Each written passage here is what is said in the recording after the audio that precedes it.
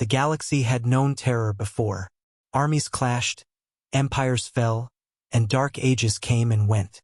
But nothing compared to the arrival of the Voric swarm. The Voric were not conquerors, they were devourers.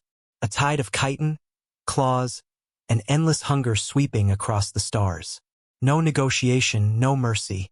They consumed whole civilizations, stripping planets bare before moving on to the next. When the first worlds fell, the Galactic Concord gathered.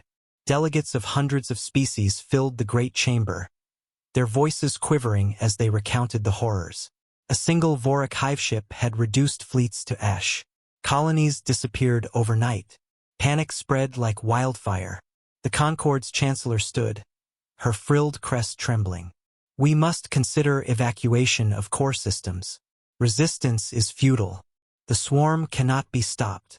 Across the chamber, tentacles drooped, antennae lowered, crystalline forms dimmed.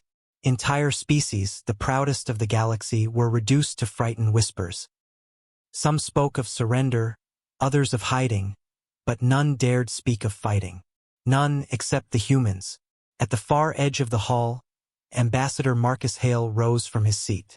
His uniform was plain, his posture relaxed, but his voice carried like a blade cutting through fog. You've already lost because you've decided to be afraid. Humanity doesn't run. We fight. The chamber erupted. Dozens of delegates shouted in disbelief. Fight? Against that? Impossible. They devour fleets like kindling. Your species is young, reckless. You'll doom us all. But the human did not back down. He leaned forward, eyes cold. You call us reckless. We call it survival. Our history is war. Our world tried to kill us long before aliens did. Storms, predators, disease, we fought them all and endured. You say the swarm cannot be stopped.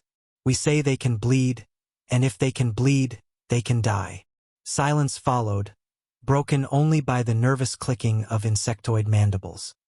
That silence carried into the weeks that followed. While other species built escape arcs, humanity mobilized. Factories thundered, fleets assembled, and soldiers drilled. Old nations united under one banner, the survival of Earth and her colonies. When the swarm finally arrived at the edge of Concord space, the other species hid behind barricades and prayed. They expected to hear humanity's screams echo first across the void. Instead, they heard battle. Human fleets met the Voric with fury.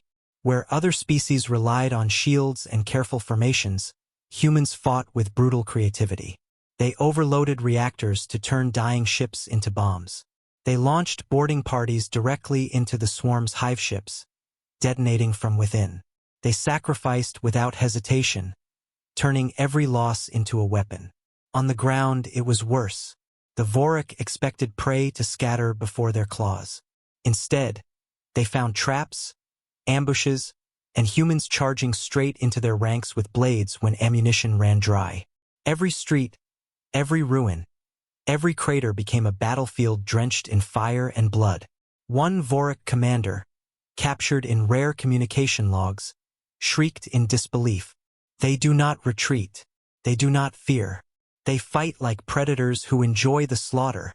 The war raged for months. Entire human fleets were lost, but so were hive ships, thousands of them.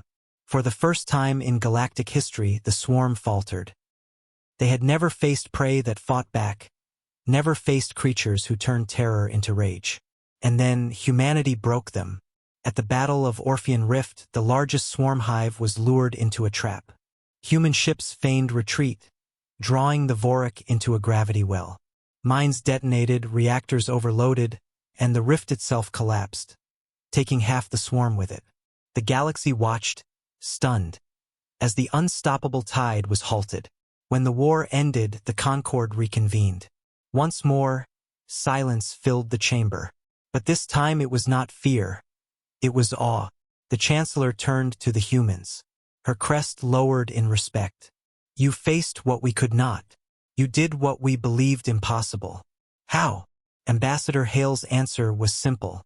Because everyone else cowered in fear. We didn't. From that day forward, every civilization remembered the truth. When the galaxy trembled, humans stood. And because of that, the galaxy still lived.